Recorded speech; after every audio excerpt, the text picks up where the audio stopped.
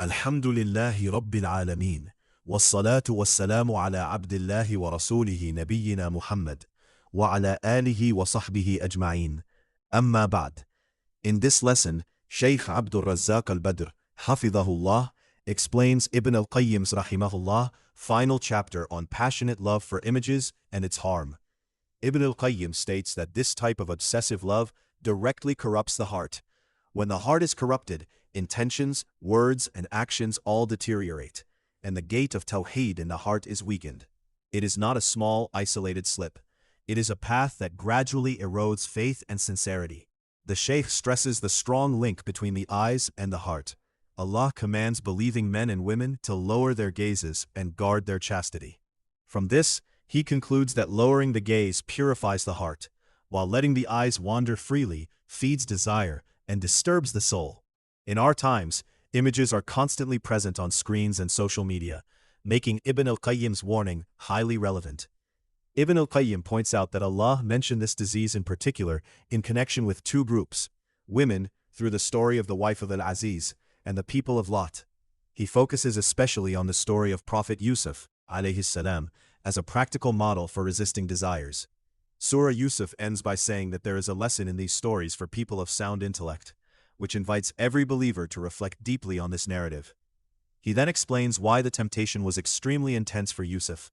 He was young, unmarried, and far from his homeland and family.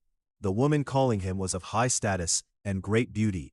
She beautified herself, closed the doors, and clearly invited him.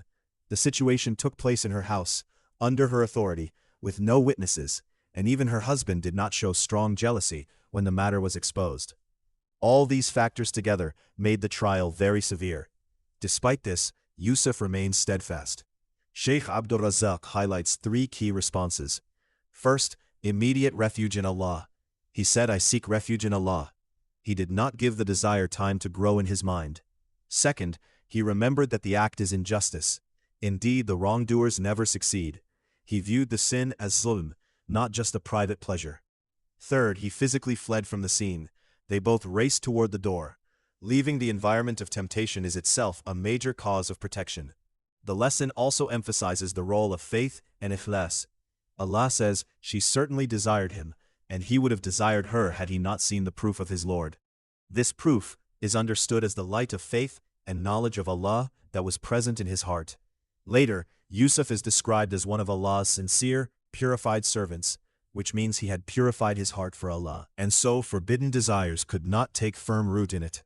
Even so, Yusuf did not rely on his own strength. He said, "My Lord, prison is more beloved to me than that to which they invite me, and if you do not turn away their plot from me, I might incline toward them and be of the ignorant." The Shaykh explains that this supplication teaches every believer to admit weakness and seek Allah's protection, instead of trusting one's own piety or knowledge. The verse concludes, "So his Lord responded to him, and turned away from him their plot." Based on this story, Shaykh Abdul Razzaq extracts practical means to protect oneself from images and desires today.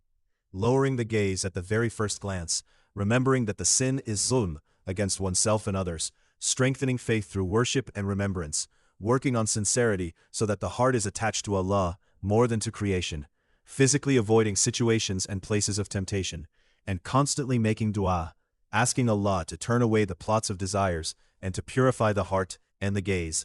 Whoever acts on these means will, by Allah's permission, preserve his heart and faith in a world full of images and temptations.